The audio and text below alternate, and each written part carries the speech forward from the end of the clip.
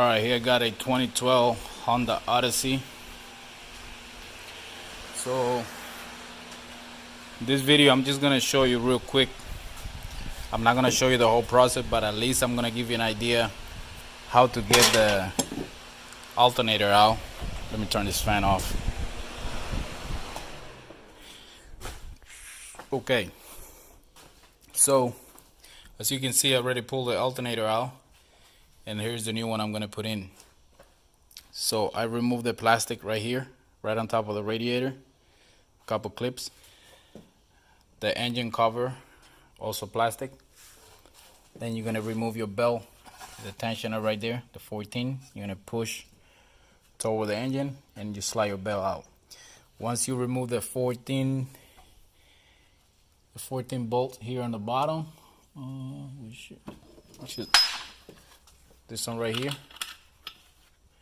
that's gonna be the bottom like that. So once you remove your 14 and you remove your little bracket here with the 12, it's gonna have two 12. It's like that. One is gonna be to the block, the other 12 is gonna be to the alternator. So remove this whole little bracket, put it on the side. Now on top of that bracket is gonna be another 10 and then another 12 for the connection. But if you're watching this video, it's because at least you've already done all that, and now you're stuck with the alternator in there, which is not, you can't pull it out. So this is how you're gonna pull it out. Let me turn this light on. So you're gonna take the 10mm bolt right here, this one right here. You're gonna take that out, 10mm, so this hose can move the line for the AC. Be careful because that's the low pressure AC line, so you don't want to put too much pressure on it. All right, so now you're gonna slide your power steering reservoir. You're gonna put it out of the way. Your radiator reservoir is held by a little plastic tab here, and then you just slide it up. Once you slide it up, this is the bracket on the bottom, so that's where your reservoir is going to be sitting. You're going to remove that 10, and here's where the line goes, the copper line for the reservoir. So you're going to remove this whole little bracket. If you drop it, that's okay. You can get it from the bottom. If your car has an engine cover, the bottom cover, I'm sure it will. Alright, so once you have that, so this is how the alternator is going to be sitting. It's going to be sitting just like that. So that's exactly how you're going to slide it out. It's not going to slide right away. You got to stick one hand in the back to kind of, wiggle it. And you're going to have your other hand in the front pulling it.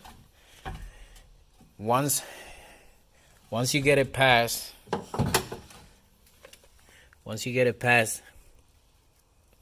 the tensioner right there and this line, then you're gonna kind of face it up here, and you're gonna move this line over here, and you're gonna push this reservoir out of the way up there, and you're gonna squish it through here, facing up, facing you, this in an angle like that, and you're gonna slide it up there.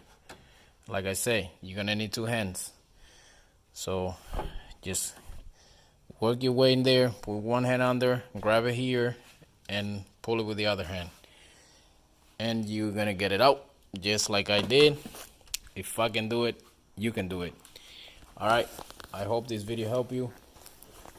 Sorry I can't make a whole video. I'm running out of time right now. I gotta finish this and jump on the next one. So I'll see you in the next one. Please subscribe, like, and share.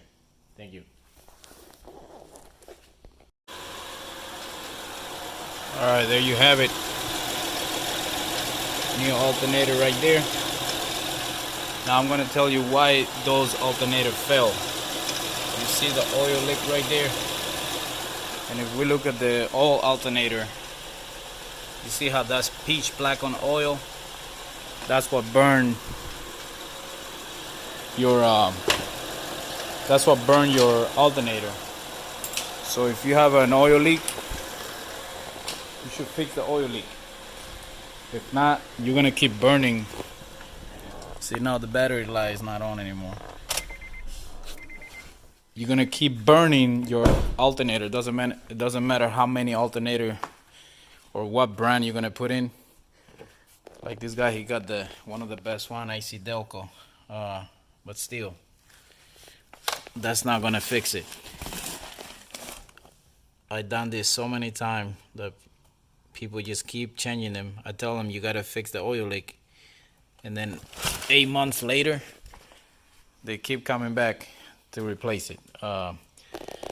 So on Honda, that's a common problem right there, and that's actually an easy fix. That one is just a gasket, oil ring gasket on the actual feeding from the reservoir to the pump. Yeah, that's what causing that. So I'm gonna let the owner know that we gotta take care of that. If not, he's gonna keep coming back. All right. So like always, please subscribe, like, and share, and I'll see you in the next one.